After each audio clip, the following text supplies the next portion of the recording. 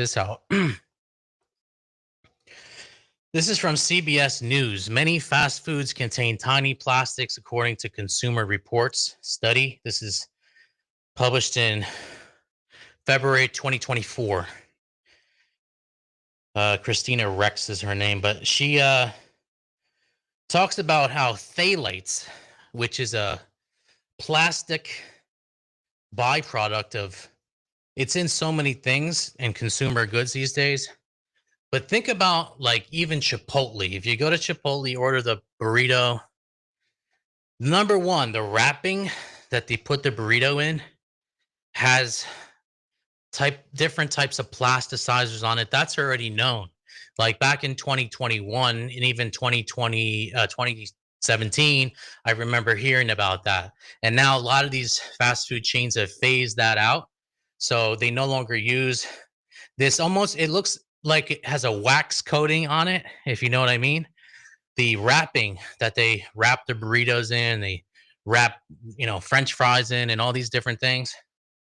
That stuff has a coating on it, which is a chemical coating, which is harmful. I don't know if it is considered a phthalate, but it's definitely not good for you. But just imagine you go to Chipotle, you walk in, you stand in line, you see these employees, cooking and preparing sandwiches and stuff and burritos. They have plastic gloves on, right? The plastic gloves, you don't think that the little microplastics and stuff they're handling your food, you don't think that gets into the food? That's basically what it is. So any fast food joint that you go to, I used to think that me going to Chipotle was me choosing the better place and like a healthier choice and stuff like that. Not really. If you consider this study here, let me read a little bit about what it says here. 85 food products tested for plastics. Nonprofit consumer organization tested 85 different food products for phthalates, and results were very concerning. Of the 85 different products that were tested, only one had 0 phthalates in them. Even Cheerios, bro. I mean, they talk about, what's crazy? All this stuff, even the t-shirts that we wear are made of polyester blends with cotton. And guess what? Polyester, you know what polyester is? It's plastic. It's plastic. So they have cut corners in every conceivable way. Right now, I go out of my way to wear cotton, 100% cotton for that reason. But they make t-shirts out of a blend of cotton polyester. Why? In order to save money, of course, to maximize profits. Of course, the profits always come before the consumer with these people, which I hate. But what I'm trying to say is when you wash a shirt that is made with polyester, guess what happens?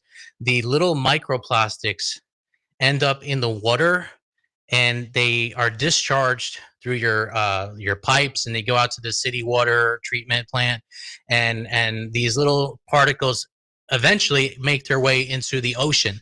And that's why they're talking about plastics in the ocean. It's not just like Poland Spring bottles that you see littered on the beach. It's not that. It's partly that. Like there are people who do that, and that stuff ends up in the ocean too. But what I'm trying to say is that's not the real source of a lot of these plastics. It's little things like that. It's like the t-shirts that we wear that are polyester, stuff like that. This is what's making people sick. And it's what's making people kind of like it's making the plastics get everywhere. So that's just one example. But these fast food places and even our cereals and things, Burger King, check this out. Plastics in fast food. Many fast food foods came in even higher. Burger King's Whopper with cheese had more than 20,000 nanograms. Wendy's crispy chicken nuggets had nearly 34,000 nanograms per serving. We also say reduce or totally avoid fast food because in our article, it shows that the fast food was particularly high in plasticizers, Rogers said. Now, it's not just the gloves that the food workers wear. It's that wrapper that I told you about, but it's also The food itself, this is what they don't want to tell you. Like the food itself, in order for those guys to make a profit, do you think that they're giving you the highest quality meat? Think about that. Do you really think that they're paying top dollar for like grass fed, grass finished beef, and that they're serving that to you in the fast food joint, like in Burger King and McDonald's? Do you really think that? No. Obviously, what they're trying to do is they're trying to use the lowest quality meat possible in order to maximize their profits. So they'll use like grade C or D meat. I don't even know how they categorize this meat, but it's probably one step above like cat food meat, literally. And that's what they're serving you at McDonald's. That's what they're serving you at. Why do you think it costs $1? Remember, you used to order off the dollar menu. Like we're like, how are they making a profit? They're selling these sandwiches to you for $1. Well, the way they're making a profit is because they're buying bulk quantities of the cheapest, most unhealthy meat that you could ever find. And that's how they're making a profit. And that's why I'm trying to tell you, do not patronize these fast food joints. Do not do it. They don't care about your health. And these studies are very alarming, talking about plastics in the fast food. If they're even reporting on it, let me tell you one thing. They have to cover their butt. If they're reporting on it, that means it's way worse, because they really don't want to report on it. But you know why? Because they are the ones who are advertising in CBS News and these newspapers and these TV shows. What do you think? You see fast food, you see like McDonald's and stuff like that advertising. So they're going out their way trying not to report on this stuff. They're just reporting on this now because they're trying to save face. And so someone doesn't come back to them and say, "Hey, how come you didn't talk about this?" So they're like, "Oh, here, at least we talked about it here." So they're trying to cover their you know what, and that's why I'm saying, don't. It's way better. Number one, it tastes better. But number one, it's cheap. To number two, it's cheaper. And number three, it's healthier for you to make your own food. Get good at cooking stuff. Get good at just, you know what you do? Just get one of those air fryer, not air fryer machines, but like in the oven. You could even use your oven as an air fryer. They have like air fryer ovens now. That's what we have. Just like learn how to make quick stuff and healthy stuff, that good ingredients. Like you control the ingredients, it's way better. Um, and in that same line of thinking, I'll tell you a quick story. My dad, he was a baby boomer. He grew up in the 60s and 70s. He was a young man, right? He was born in the 50s. So he saw America a way different time. And he used to tell me that back when he was a kid, like all the young kids his age would be in shape. There would be no fat kids. There were no fat kids at that time.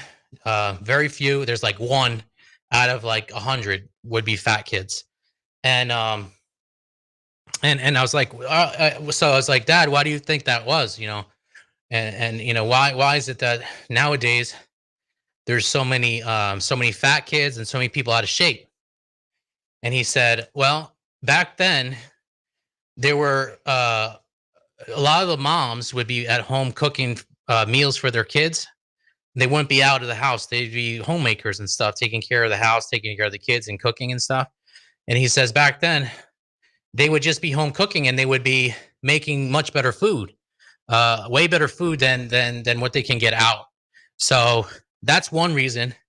And he said the other reason is, if you remember, McDonald's was not a fast food chain until 1950 something. I think it was late 1950s or early 1960s with the first McDonald's, and Miss First McDonald's was out in California.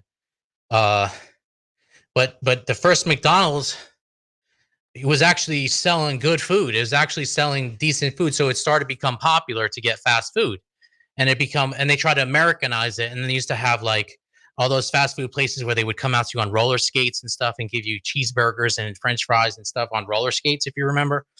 And they still have it around, Sonic and stuff like that down in the South. Here where I am, they don't have stuff like that, but down in the South, I know they have Sonic and stuff like that with roller skates.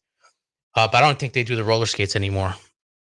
But that was popularized during that time period, and what I'm saying is, when people started changing their eating habits and eating fast food all the time, that's when people started getting fat. Because not only was it marketed to people as the cheaper option, the easier option, so you don't have to cook. I'm just going to sell it to you for a cheap amount of money, and you can buy it. That the convenience of that made it way too easy for families to just say, hey, we're just gonna get some fast food tonight. We're just gonna get some fast food. We're not gonna have to. We don't need to cook right now. We don't need to cook. And that's the start of it. I believe that's what caused. That was the first nail in the coffin of America's obesity epidemic. Where nowadays it's like the military even has trouble recruiting young people because so many of them are fat. They can't pass the physical fitness exam. That's bullshit. They should be way fitter at that age. It's like, if you're not fit when you're young, like, when are you going to be fit? Like, when you're young, you should be fit. I'm sorry. Like, that's why I say a lot of these fitness influencers who are in shape and they're in their 20s, I respect them on one hand, but on the other hand, I'm like, you're 20, of course you're going to be in shape. Come to me when you're 40 and show me that you're in shape when you're 40, and then I'll give you some more respect. Because then, after marriage, after kids, after a mortgage and bills and taxes and all this stuff, and then show me you're in shape, then I'll give you more respect. Let's do another set, guys.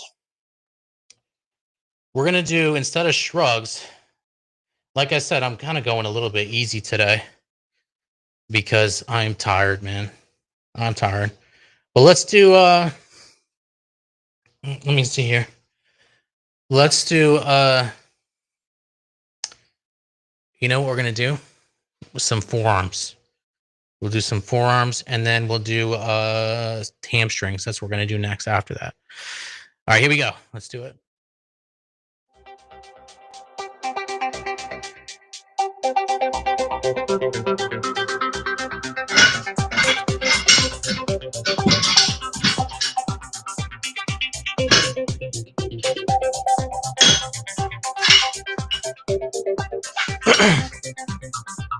No, too heavy.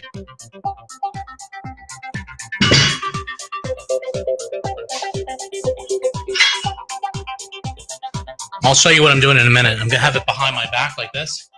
I'm curling it up with my forearms, just like that. There we go. Some forearms. Ugh.